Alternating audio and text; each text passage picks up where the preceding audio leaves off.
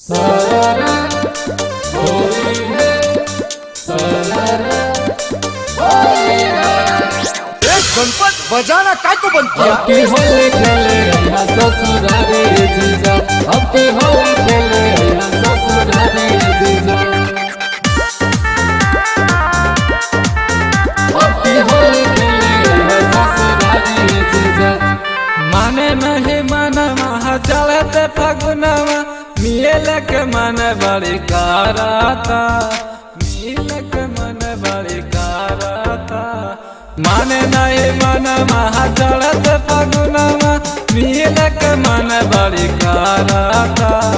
कैले बनी सारा तैयारी है जीजा, अब की होली खेले या ससुरारी है जीजा, अब की होली खेले यहाँ ससुरारे जीजा, अब की होली खेले यहाँ ससुरारे जीजा।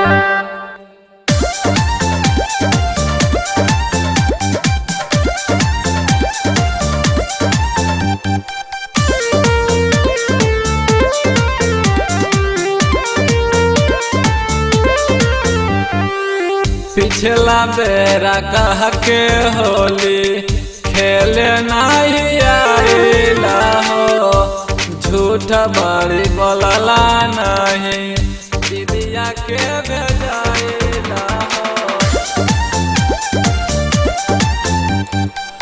पिछला बेरा कह के होली खेले नहीं आइला हो, झूठ बड़ी बोलला नहीं दीदिया के भेजाइला।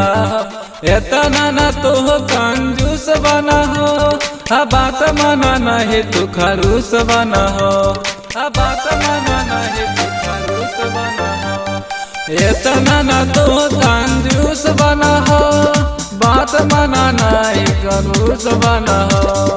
नहीं तो कर दे सारा नतीजा, अब की होली खेले या ससुरारी जीजा, अब की होली खेले यहाँ ससुरारे जीजा, अब की होली खेले यहाँ ससुरारे जीजा।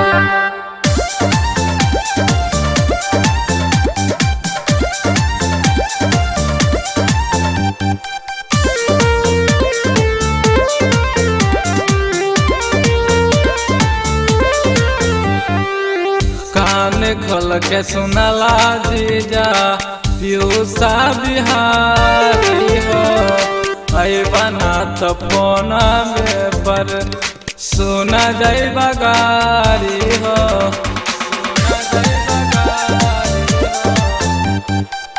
कान खोल के सुनला जीजा चंदना बिहारी हो, आई बना तो फोना में पर सुन जाई बगारी हो। बहादुर के साथ भी ले ले हो, होलिया में जीजा दिए ही रही हो, होलिया में जीजा दिए ही रही हो। बहादुर के साथ भी ले ले हो, फगुआ में जीजा दिए ही रही हो।